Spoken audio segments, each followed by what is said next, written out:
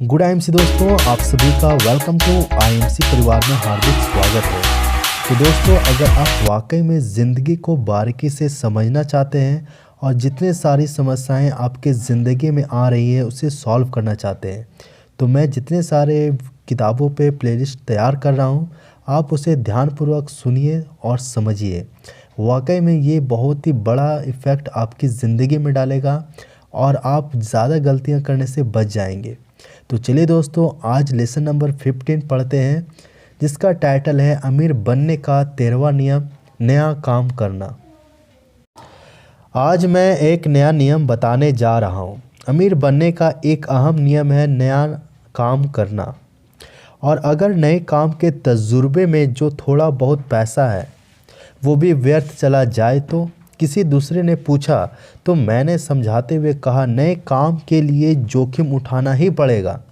आप बिना रिस्क कोई भी काम शुरू नहीं कर सकते। याद रखो, दुनिया में ज़्यादातर लोग जोखिम लेकर ही अमीर बने हैं। खाई में लटका कर प्रभु तुम्हें एक करिश्मा दिखा देगा। या तो तुम्हें लपकने के लिए नीचे गिरा देगा या नीचे गिराकर तुम्हें उड़ना सिखा देगा। दोस्तों, एक बात गांठ बांध लो, किसी भी नए काम को जोखिम के बिना हासिल नहीं किया जा सकता। नया काम करना आसान भी नहीं होता। लगातार डटकर मुश्किलों का सामना करना पड़ता है। राह में आई हर बाधा को पार करना पड़ता है।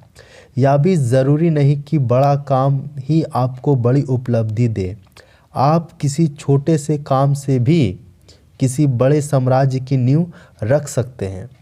काम कोई भी छोटा या बड़ा नहीं होता, इंसान की सोच छोटी बड़ी होती है। हजारों मील लंबी यात्रा एक कदम से शुरू होती है। रे क्रॉक ने हैमबर्ग जैसी छोटी सी चीज़ बेचकर पूरी दुनिया में अपना व्यवसाय फैला दिया था। लेकिन हर किसी के पास नए काम का विचार भी तो होना चाहिए। क्लास में किसी ने यह सवाल पूछकर सबको आकर्षित कर लिया। मैंने इस सवाल की तारीफ करते हुए उत्तर दिया, यह भी ज़रूरी नहीं कि विचार आपका ही हो। आप किसी दूसरे के विचारों से प्रेरित होकर भी नया काम कर सकते हैं।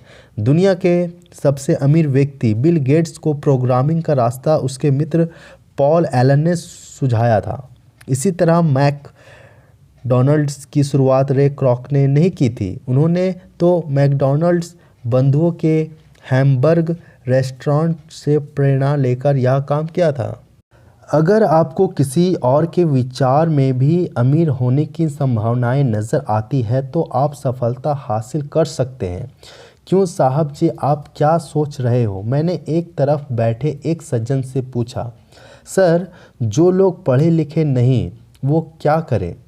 पढ़ा लिखा होना अच्छी बात है, लेकिन ज़रूरी नहीं कि पढ़ लिख कर ही अमीर बन सकते हैं। बिल गेट्स ने भी अपनी शिक्षा अधूरी छोड़ दी थी।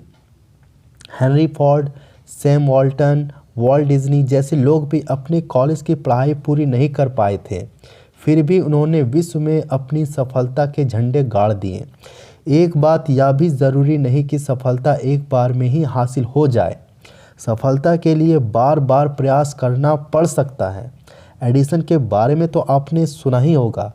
उन्होंने बिजली के बल्ब का आविष्कार किया था और इससे उनको हजारों असफलताओं के बाद सफलता मिली थी। सफलता हासिल करने में वक्त लगता है, मेहनत लगती है, धैर्य रखना पड़ता है। कोई भी नया काम करने के लिए हौसला रखना पड़ता है। ज़िंदगी कांटों का सफ़र है, हौसला इसकी पहचान है। रास्ते पर तो सभी चलते हैं, जो रास्ते बनाए वही तो इंसान है। मैं लोगों के टेबलों के इर्द गिर्द घूमते हुए सबकी आंखों में आंखें डालकर समझाने लगा, याद रहे, जीतता वही है जो जोखिम लेता है। जो उसके आगे जोखिम दिखाई नहीं देता उसे सिर्फ सफलता की संभावना ही दिखाई देती है। मेरी कुछ बातें अपनी डायरी में नोट कर लो। सफलता उन्हें कभी नहीं मिलती जो डरपोक होते हैं, जो जरा सी मुसीबत आने पर भागने का प्रयत्न करते हैं, वो कभी सफल नहीं होते। दूसरी बात, जिसे खुद पर भरोसा नहीं, यकीन नहीं, जिसकी इच्छा दृढ़ नहीं, वो आदमी कभी अपने लक्ष्य को छू नहीं सकता। जो कोशिश करने से डरते हैं, मेहनत करना जिनके बस की बात नहीं, वो ज़िंदगी में कभी भी सफल नहीं हो सकते। सर जी, एक बात और बताइए, सिर्फ मैं ही नहीं और भी बहुत सारे मेरे भाई हैं जो कोई नया काम करने में झेपते हैं, घबराते हैं कि लोग क्या कहेंगे, मेरी हंसी तो नहीं उड़ाएंगे, मुझे मूर्ख तो नहीं समझेंगे। सामने बैठे विकास शर्मा जी ने मुझसे पूछा तो मैंने तुरंत जवाब में एक गाना गाना शुरू कर दिया। कुछ तो लोग कहेंगे, लोगों का काम है कहना। गाने की दूसरी लाइन सबने मिलकर गाई, छोड़ो बेकार की बातों में, कहीं बीत ना जाए रहना। कुछ देर हॉल में इसी गाने का शोर होता रहा। फिर मैंने हाथ ऊपर उठाकर सबको चुप होने का संकेत दिया। इशारा पाते ही सब चुप हो गए तो मैंने कहा, लोगों की तो आदत होती है कुछ ना कुछ कहने की। ऐसे हालात में सिर्फ अपने दिमाग की करो, दूसरों की राय मत सुनो। तुम्हारा मन क्या कहता है वो करो। मैं तुम लोगों को एक बात बताता हूँ। एक आदमी मछली बेचता था। उसने सड़क पर एक बोर्ड लगाया हुआ था जिस पर लिखा था, यहाँ मछलियाँ बेची जाती है। एक दिन दो शराबी वहाँ से गुजरे। उन्होंने बोर्ड पढ़ा और हंसने लगे। मछली वाले ने पूछा, भैया हंस क्यों रहे हो? इसी पर दोनों ने उत्तर दिया, किस बेवकूफ़ ने यह बोर्ड लिखा है, यहाँ मछलियाँ बेची जाती है। अरे मछलियाँ यहाँ पड़ी है तो बेची भी यहीं पर ही जाएगी, कहीं और थोड़ी बेची जाएंगी। दोनों यह कहकर चले गए। मछली वाले ने सोचा कि उनकी बात तो ठीक है, मछलियाँ यहाँ नहीं बेची जाती तो और कहाँ बेची जाती है। उसने बोर्ड से यहाँ शब्द को मिटा दिया। अब बोर्ड पर सिर्फ यही लिखा था, मछलियाँ बेची जाती है। कोई और दो सज्जन आए, उन्होंने बोर्ड देखा तो कहने लगे, किस आदमी ने बोर्ड बनाया है, मछलियाँ बेची जाती है? अरे ये तो अंधों को भी दिख रहा है, सामने मछलियाँ पड़ी है। अगर मछलियाँ दिखाई दे रही है तो मछलियाँ ही बिकेगी, कोई सुअर तो खड़े नहीं। मछली वाले ने सुना तो मछलियाँ शब्द भी हटा दिया। अब बोर्ड पर लिखा था, बेची जाती है। ये बोर्ड देखकर कुछ लोगों ने इस बार कहा, बेची जाती है? या तो मूर्ख भी समझ सकता है बेची नहीं जाती तो क्या खरीदी जाती है। यह सुनकर मछली वाले ने गुस्से में आकर बोर्ड ही हटा दिया। कुछ दिन बाद दो आदमी फिर आए और पूछने लगे, क्यों भैया, धंधा कैसा चल रहा है? मछली वाले ने उदास होकर कहा, क्या करें साहब, कोई ग्राहक ही नहीं आता। इस पर दोनों आदमी तपाक से बोले, अरे आएंगे क्या, एक बढ़िया सा बोर्ड लगाओ और उस पर लिखवाओ, यहाँ मछलियाँ बेची जाती है। अब की बार मछली वाला माथा पीट कर रह गया। यह सुनकर पूरा हॉल ठहाका मारकर हंसने लगा। मैंने भी हंसी।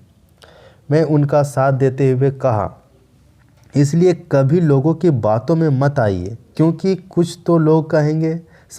सबने गाना गाकर मेरी बात को पूरा किया। दोस्तों, लोग हर सफल आदमी के आत्मविश्वास को गिराने की कोशिश में हमेशा कुछ न कुछ कहते आए हैं और कहते रहेंगे। हमें उनकी तरफ ध्यान नहीं देना चाहिए। जब स्टीव वोजिनियाक और स्टीव जॉब्स ने पहला पर्सनल कंप्यूटर बनाया तो उन्हें विशेषज्ञों के विरोध का सामना करना पड़ा, लेकिन जब स्टीव वोजिनियाक और स्टीव जॉब्स ने अपना पहला पर्सनल कंप्यूटर बनाया तो उन्हें विशेषज्ञों के विरोध का सामना करना पड़ा, लेकिन उन्होंने सभी आलोचकों का मुंह बंद कर दिया। अब लक्ष्मी मित्तल जी की बात करें तो लक्ष्मी मित्तल जी बीमार मिलों में निवेश करने का जोखिम लेते हैं और इसी वजह से वो इतने अमीर बने हैं कि वो इंग्लैंड में रहने वाले सबसे अमीर एशियाई व्यक्ति बन चुके हैं। उनके पास लगभग $32 बिलियन की संपत्ति है और वो दुनिया के अमीरों की सूची में 5वें स्थान पर आते हैं। मेरी के एस के बारे में आप जानते हैं। मेरी के एस में जब अपनी डायरेक्ट सेल्स कॉस्मेटिक कंपनी शुरू की तो उन्होंने भी बहुत बड़ा जोखिम लिया। उन्होंने अपनी सारी जमा पूंजी दांव पर लगा दी थी। उनके वकील ने उन्हें चेतावनी भी दी थी कि ज़्यादातर कंपनियां असफल हो जाती है, इसलिए उन्हें कॉस्मेटिक्स का काम नहीं करना चाहिए। लेकिन मेरी के एस ने किसी की बात नहीं मानी और अपने बेटे के साथ मिलकर यह कंपनी खोलने का जोखिम उठाया। दोनों ने कड़ी मेहनत की। 1993 में मेरी एस की संपत्ति $32 करोड़ हो गई। अब आप बताइए, अगर वह जोखिम ना उठाती तो क्या आज वो इतनी अमीर हो पाती? वॉल्ट डिज्नी ने बड़ी मुश्किलों के बाद और बहुत जोखिम के बाद एक एंटरटेनमेंट पार्क बनाया था, डिज्नीलैंड। एक दिन अचानक वॉल्ट डिज्नी को इसका विचार आया था कि एक ऐसा पार्क बनाया जाए जहां एक पूरा परिवार मौज मस्ती कर सके। जब उसने ऐसा विचार बोर्ड ऑफ डायरेक्टर्स के सामने रखा तो डायरेक्टर्स ने ऐसे प्रस्ताव को एकदम इनकार कर दिया, क्योंकि वो यह मानते थे कि ऐसे प्रस्ताव में पैसा लगाना घाटे का सौदा है। उन्होंने वॉल्ट डिज्नी को बेवकूफ़ तक कह डाला, लेकिन वॉल्ट डिज्नी अपने इरादे के पक्के थे। एंटरटेनमेंट पार्क बनाना उनका सपना था और वो अपने सपने को हर हाल में साकार करना चाहते थे। इसलिए वो अपने सपने को हकीकत में बदलने के लिए अकेले ही जुट गए। इसके लिए उन्होंने घर गिरवी रखा, कार बेच दी, बीमा पॉलिसी बेची, फिर भी मंजिल अभी बहुत दूर ही थी।